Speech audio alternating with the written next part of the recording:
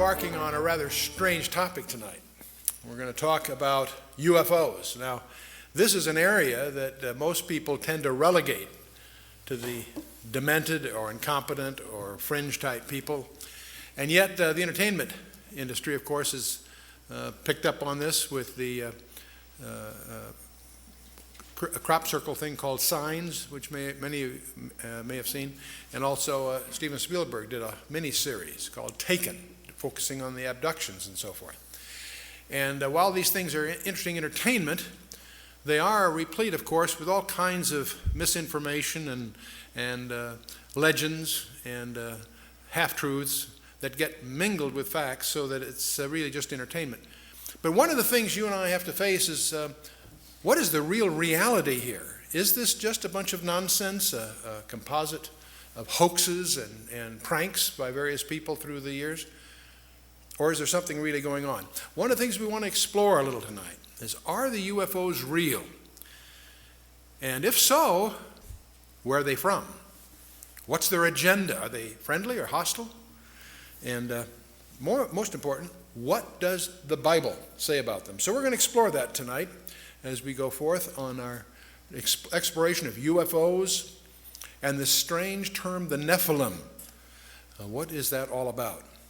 But before we start, since we are dealing with a very, very complicated area, an area where many of us have already formed opinions, let me remind you of there's a principle. According to Edmund Spencer, he articulated this: there's a principle which is a bar against all information. It's proof against all argument. And it's something which cannot fail to keep man in everlasting ignorance. And that principle is condemnation before investigation.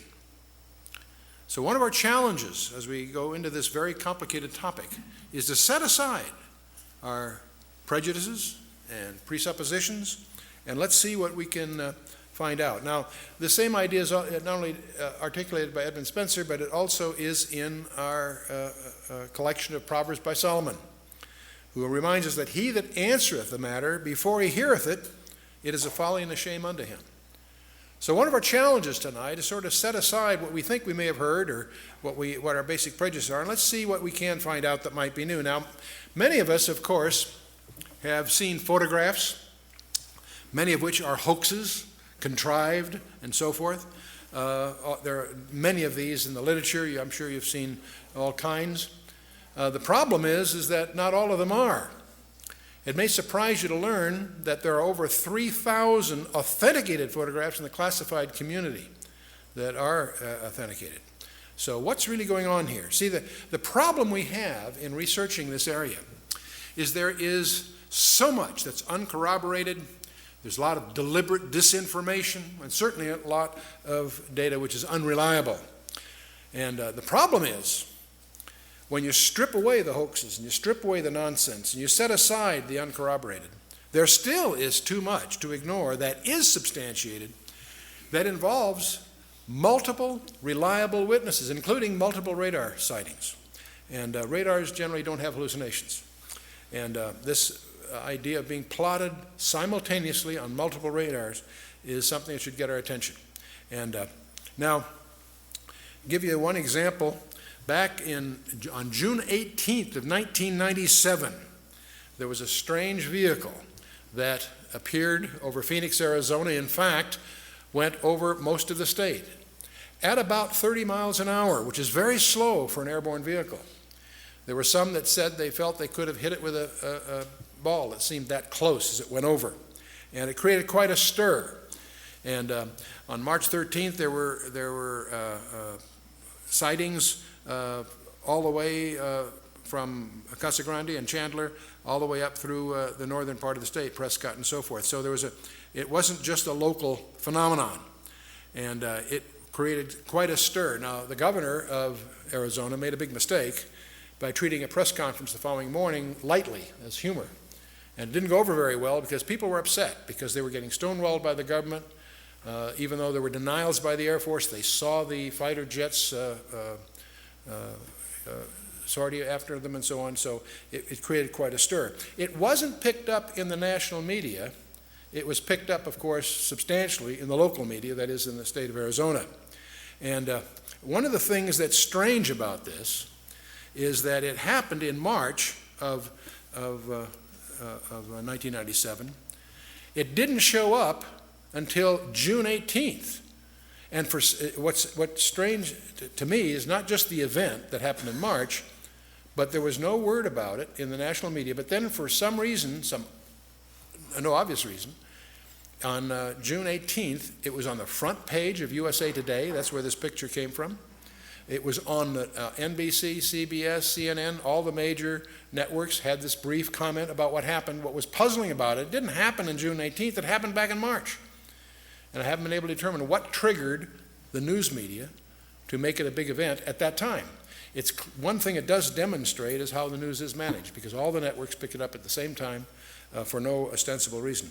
But as we talk about these kinds of things, sooner or later, we have to focus on the Roswell incident.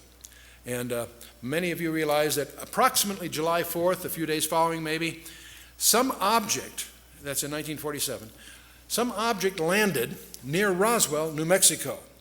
And Sheriff George Wilcox contacted the Roswell Army Airfield regarding wreckage that was discovered on Max Brazel's ranch, or in that area. The Army seals off the area and confiscates everything that was there.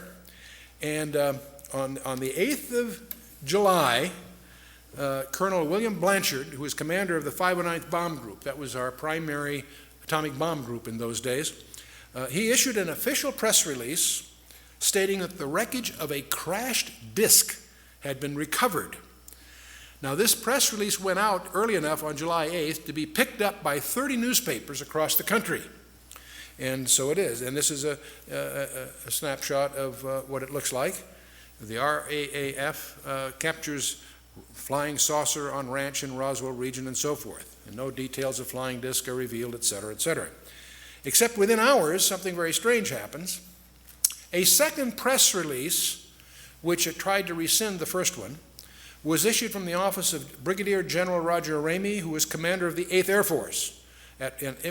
He resides at Fort Worth Army Airfield in Texas, which is about 400 miles away from the incident. But within hours, General Ramey issues a countermanding release, and he claimed that Colonel Blanchard and the officers of the 509th at Roswell had made an unbelievably foolish mistake that somehow they incorrectly identified a weather balloon and its radar reflector as the wreckage of a crashed disk. Now, frankly, everyone that heard this, that thought about it a little bit, realized that was just a very contrived cover story. And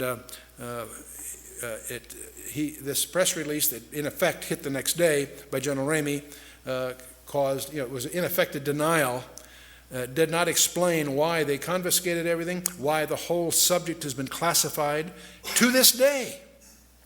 And now what that really did, this absurd cover story, frankly, just fueled the 50 years, the intervening 50 years of conjectures and all kinds of anecdotal testimonies of people who were involved peripherally. All kinds of stories have been echoing throughout this half century that's transpired since July of 1947. And the stories typically maintain that there were 4 alien occupants of this disk, that 3 of them were dead, 1 was still alive. All these presumably were taken off to the never land of military security, and there's all kinds of stories that are too preposterous to really accept, and yet it continues. The great mystery about, when I travel, one of the most often questions I get is, what really happened at Roswell?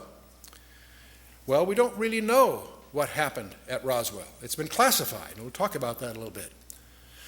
We do know something that happened 9 months after the Roswell incident. Al Gore was born.